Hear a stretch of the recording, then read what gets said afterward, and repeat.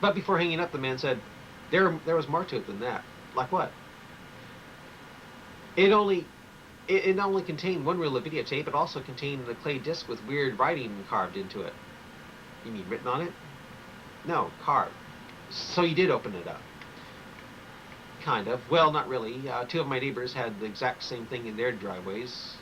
When they smashed them open, that was what they found in theirs. So I'm assuming that that was probably in mine as well. Did they bother to follow the directions and play it? Oh, shoot. Oh, well.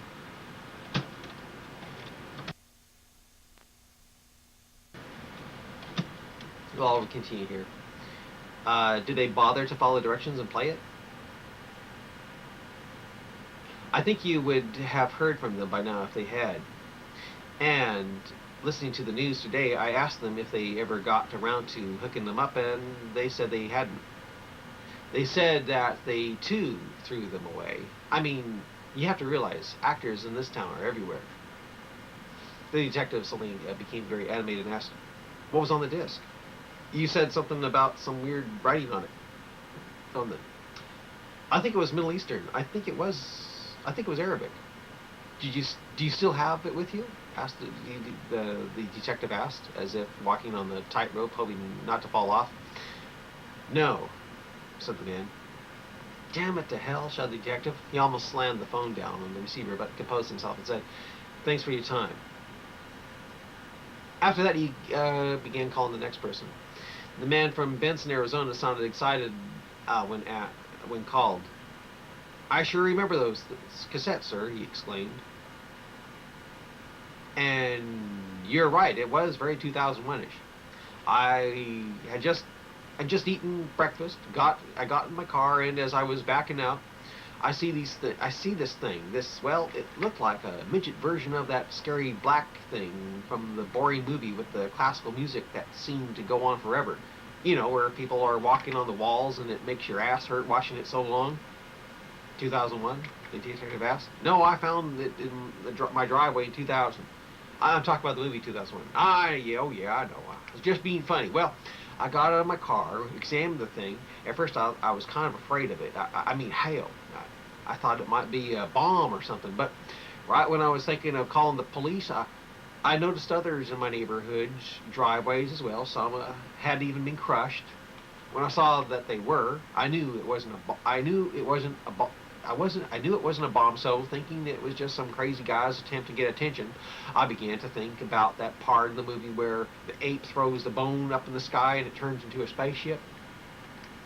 Yeah, I remember that part. It was a powerful part. The stunning theme music. Wait, that took place when the ape was destroying the bones of some animal. Said the detective, getting carried away. Yeah, well, I thought it was stupid. Anyway, I mimicked that ape and tossed that black painted monolith right up into the air, like it was the bone in the movie. Heh, laughed the man. You did that. You did what? Yep, tossed it right up into the air into the direction of where I was aiming for. I won't forget it either because it landed right where I wanted it. Where was that? My neighbor's open trash can, where it landed perfectly. The detective looked disappointed and asked, "How do you know that it had the words 'the final call' written on it?" "Because my neighbor kept one of them. He even hooked up into his VCR and played it." "Really?" shouted the detective, bouncing back to life. "Did he tell you what was on it? Did he tell you what was on it? Do you know if he still has it? Is he still... Is it still with him? I'm asking." "I don't know. He died of cancer a year ago. People came and got his stuff. To where they went to, I just don't know." "Damn!" the detective shouted. Damn it." Composing himself again, he then asked, "Do you remember what your neighbor said what was on that tape?" "Just some weirdo looking scary and saying something over and over again." "Was it the strange language he had the media release on the news recently?" "Oh, that weird stuff? Man, that sure was strange." "Yeah, I know, but was it that?" "No, you could understand it. That's for sure." "Was it messages from the edge of Earth are coming?" There was a pause. Yeah, I think it was it. Yeah, that that that was it. All right. Did your neighbor give a good description of what this guy would look like? What do you mean? Was he black, white, Asian? You know, just what he, just that he thought the guy was nuts. Laughed the man from Arizona. Without saying bye, the detective hung up on the man. It was now time to investigate the last two possible leads. He called a woman in Los Angeles who was living in the rich, hilly section. According to the woman, her son thought the videotape might be a bomb, but after finding others in the neighborhood's driveways, in their neighbors' driveways, others who had picked them up and without detonation. Oh, shoot. Oh, without detonation, he felt free to throw a rock at it and later examine it. The lady told the lead detective that her son took it apart, found a clay disc on it with strange writing, and also hooked up the one reel of videotape that was inside it. Hearing this got the detective excited. Did he ever play it for you? Yes, he did. It was some man repeating a message over and over again. What kind of message? Something about messages from the edge of the world approaching or coming, something like that. Do you remember what the man looked like? Well, he was white. Looked kind of young, not bad looking. Middle Eastern looking? I don't think so. White is what he comes to my mind. Hair parted on his side. Does your son still have this letter? Did your son still have this tape? There was a pause. Well, he said, I'm sorry, he doesn't. What do you mean? The detective asked, looking worried. We forgot to take the tab off the tape. We also forgot to mark it. My sports-loving brother stayed with us for a while. He had to go somewhere, and he accidentally recorded the Dodgers game over it, not realizing that our VCR was set on the record mode. That gives you a good picture, but takes a lot of tape. SP mode is what they call it, said the detective. I'm sorry, said the woman.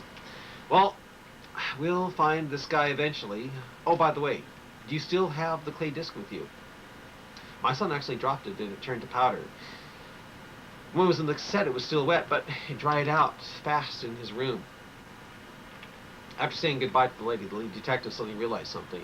Instead of a strange language, the man was saying something that sounded like a warning. Perhaps all the cassettes he put out there had the same sentence, and the sentence was, messages from the edge of Earth are coming. He called the last person on his list, another rich person, this time living in San Francisco. The man from San Francisco said that he too had a son who fooled around with a cassette tape he found on the lawn. Instead of inside a black cover, it was just a cassette on their lawn with the title, The Final Call, on it. No clay was inside it, just a cassette with a very little videotape. He said the cassette had 2 reels of video in it, like a normal cassette has, but when he opened the plastic flap that protects the videotape from dust, he saw that the videotape had been cut in the middle with scissors, and in order to play it, he would have had to tape them together. He said he remembered the cassette because it had instructions on it of how to play it, that it seemed to be daring the reader to try to repair and play it. You didn't repair it, I take it, asked the detective. That's right, but it did have the sentence, the final call, on it, in English. That I remember.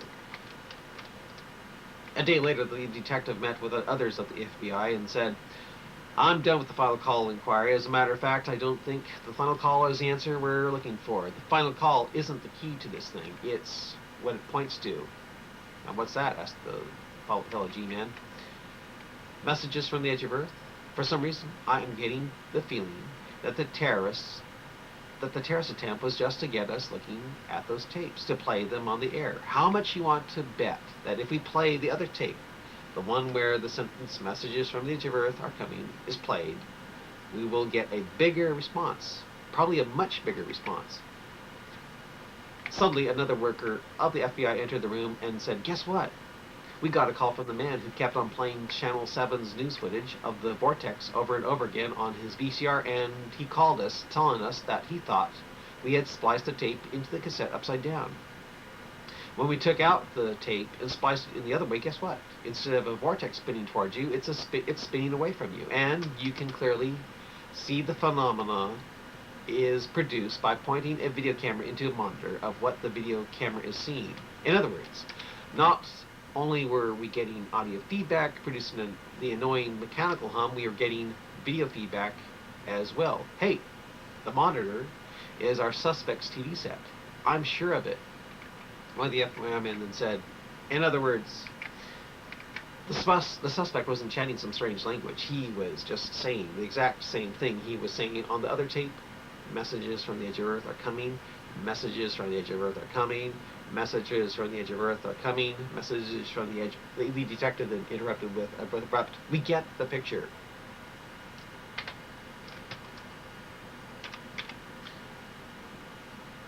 Okay, this next story I'm about to read to you is called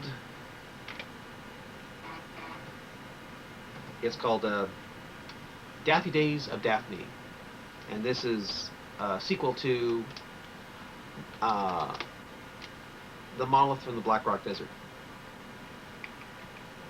Another meeting to discuss the evidence gained thus far about the terrorists was held in the FBI. Before they played and made a digital recording of the tape the young man gave them that featured mostly his girlfriend, the lead detective said, according to Mr. Rosetta, not only does he have our suspect at the beginning of this tape, but that he talked more with the suspect at Burning Man 2001. Asked him if he believed in UFO abductions. According to Mr. Rosetta, our suspect said he didn't know the truth behind alien abductions, and said that if they really existed, that the abductions were probably the result of fallen angels screwing around with humans like he believed they did before the flood of Noah. That these fallen angels were probably just taking on another form, the form of space aliens. In other words, he believes in demons. According to Mr. Rosetta, the suspect didn't seem too excited about aliens and UFOs after all. And didn't seem too excited about aliens and UFOs at all. So, it seems that something else is the compelling factor behind this. Perhaps the notices under the water jugs about alien abductions were just to catch the reader's attention. A bait and switch deal. Whetting the reader's curiosity, and being that people who come to Burning Man are kind of out there, as Rosetta said, well, maybe the suspect thought that it was the people of Burning Man who'd be more willing to eventually to carry out his message. One thing I've learned about Burning Man, just about everyone who attends it is highly into the internet. Maybe he thought he could reach mass audience by using these internet people, that he could go global. We are, of course, wondering what he means by the juggernaut descending.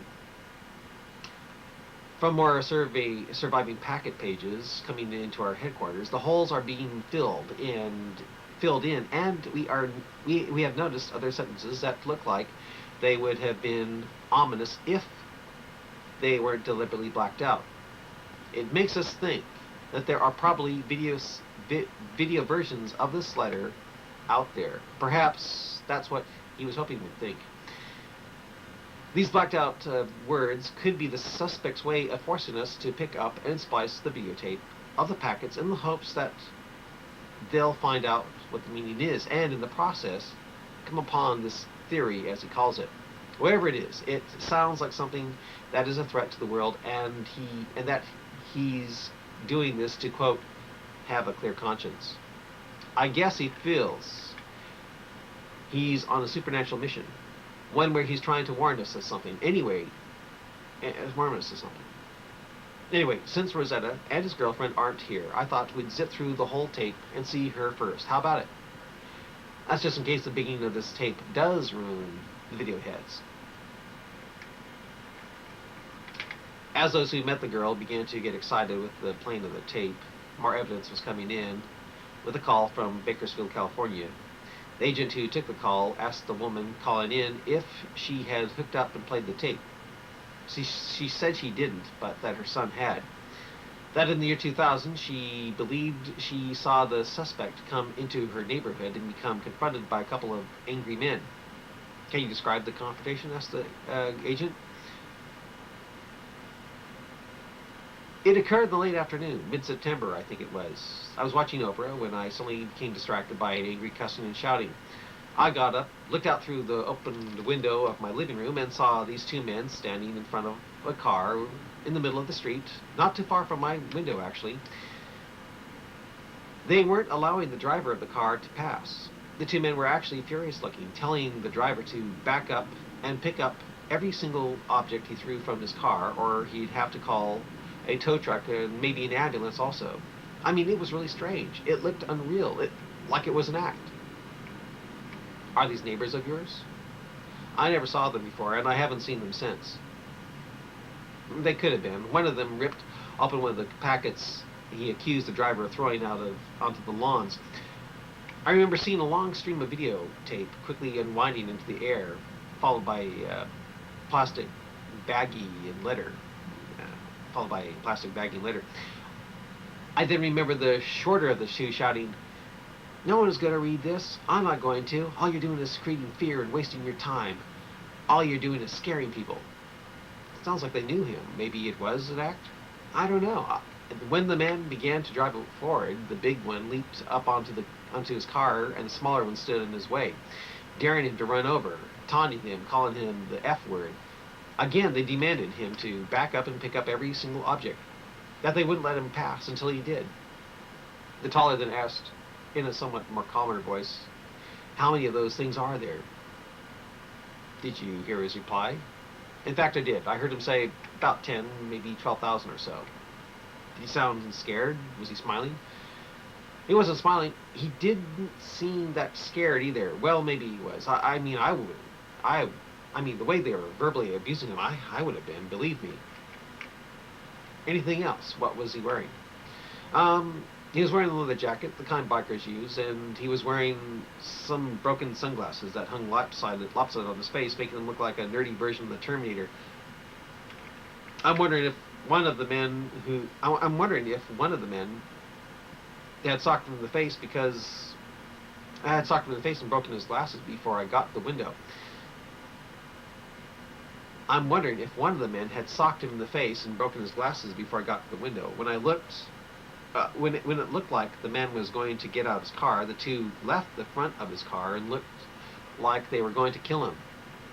But I quickly got back into his car, rolled up the driver's side of the window, and as the taller of the two raced to the other side where the window was rolled completely down, the man in the car quickly put the car in reverse and floored it, causing skid marks in front of my house. And that was the last you saw him? That was the last I saw him. How about the two men? I just remember them walking back into an open garage in the house, 2 doors down from me and across the street. After that, I waited for the guy to come back and pick them up. I mean, the more I thought about it, the more I thought it was an act. But he never came back. I remember a pickup entering the garage. The two had entered. The garage remained open, so maybe the two did come out later and get picked up.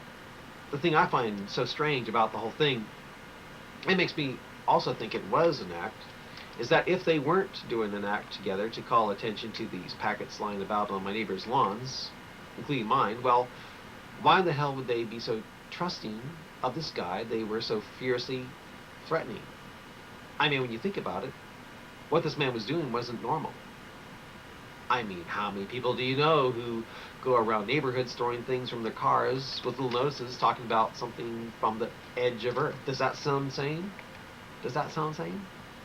Aren't they kind of crazy to do that to begin with? And if they are crazy, what kind of crazy? I mean, this guy in the car doing this could have been a maniac with a gun, and yet here they stood on this stranger's car, in front of the car, trying to get him to back up and pick up every packet for littering the neighborhood.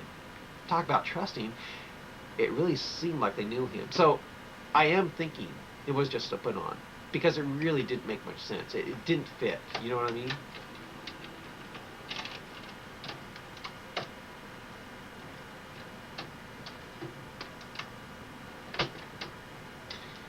No, it doesn't, said the FBI agent.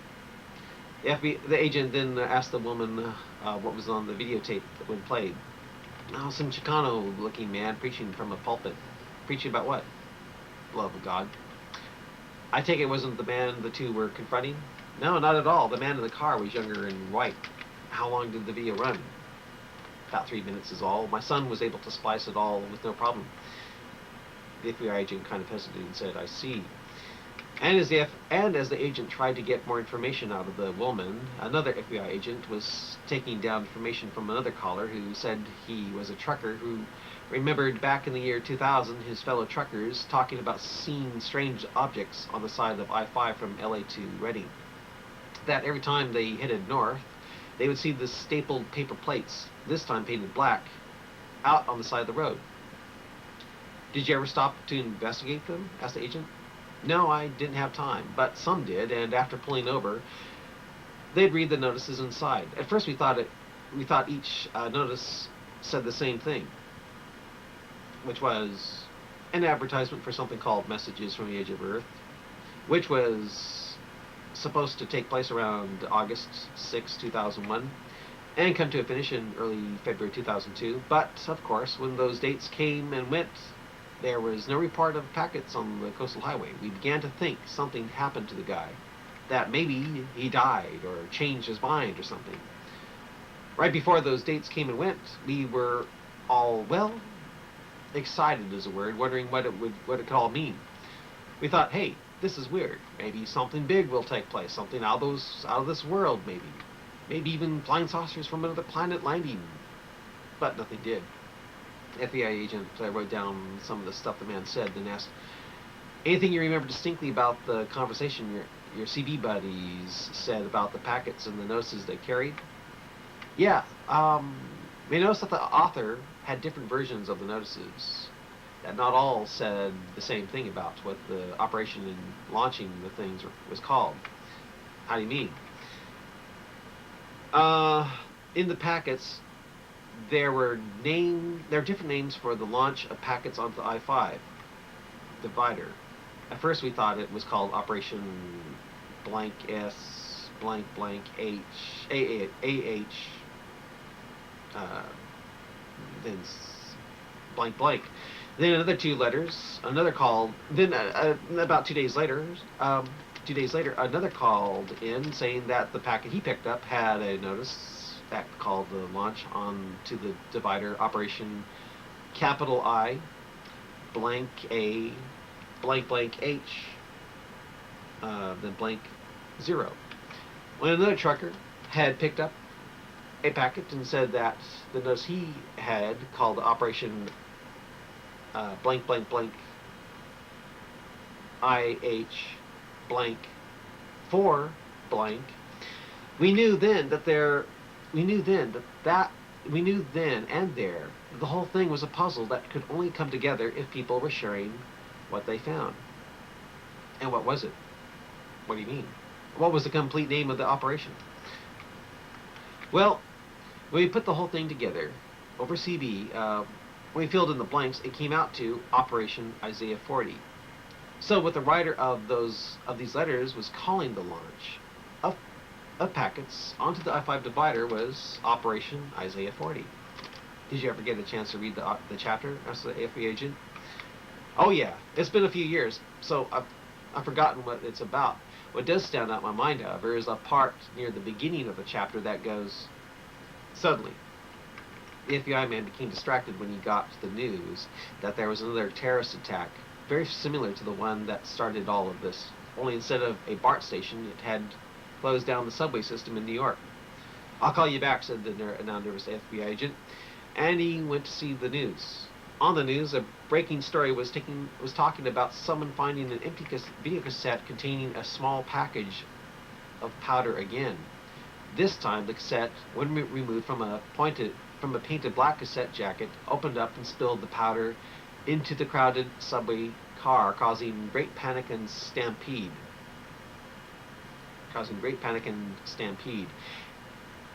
Especially when someone shouted out, "It has Arabic writing on it."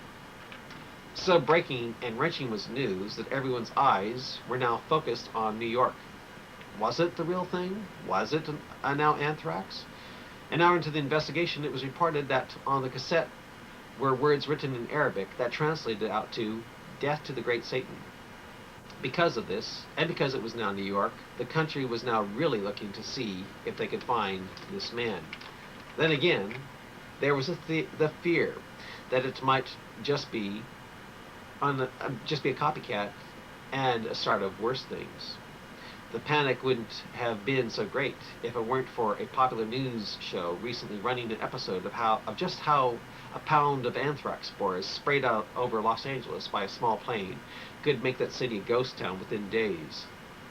Not so much from the massive deaths it would cause, but from the fear it would generate of where the winds may blow. And now there was this in New York. A few hours later, when discovered that it was just another false alarm, not anthrax, but baking soda, and when it was discovered that the handwriting didn't match the handwriting on the Bay Area tapes, the masses began to suspect that the New York attack was possibly the result of a copycat. But, being that the cassette had the words, "Death to the Great Satan," written on it, many began to think that it could have been the result of Muslims after all. The fear was mounting that this wasn't the last time a city would screech to a halt. Some felt that perhaps the two events were the result of the messenger. That when people got used to the false alarms, it would then be the time he'd strike out hard with the real stuff. And being that it was now in a city on the other side of the country, any city was now an open target. That, right now, he was just playing with the country, trying to use talk shows and the imagination of the masses to help build the terror. Whatever the case, it was working. Paranoia was mounting and mounting fast. There were now reports of mosques being firebombed. In an effort to curb the violence toward those affiliated with Islam, the media tried to put on very persuasive spokespeople who tried to say that Islam was a very tolerant and loving religion, not really prone to terrorism, intimidation, that the phrase, first the Saturday people, then the Sunday people, was really just something taken out of context, that it really didn't mean killing Jews first, then Christians. In the FBI office on the West Coast, the lead detective made another speech talking about how imperative it was that they now really find the messenger, that the longer he eluded them, the more bold others might get in pulling off the same thing. "Let's forget about seeing this girl naked on videotape," shouted the lead detective, standing by the VCR. "We've got a job to do."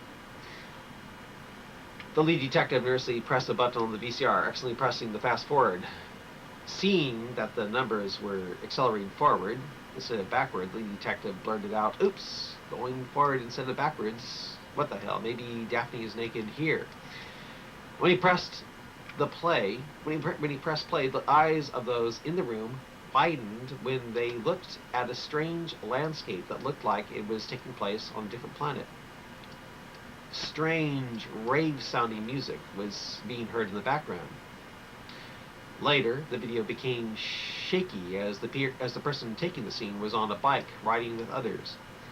They soon discovered that they were watching video footage of the events at Burning Man and seeing strange art forms and alien-looking creatures that were really just naked people painted up and looking otherworldly. "This is Burning Man," said the lead detective. "I remember Mr. Rosetta talking about this." Suddenly, 10 minutes into the viewing, everyone in the room became excited when they saw naked people pointed at something, and when the cameraman turned in the direction, there, out in the distance of the black, flat landscape, was the Black Rock Desert. Out in the distance of the bleak, flat landscape that was the Black Rock Desert, was a structure that looked nearly exactly like the monolith from the movie 2001.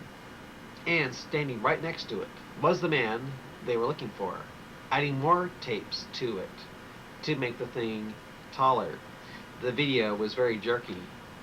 When the camera focused again on the object, the man wearing the black leather jacket, and sunglasses walked behind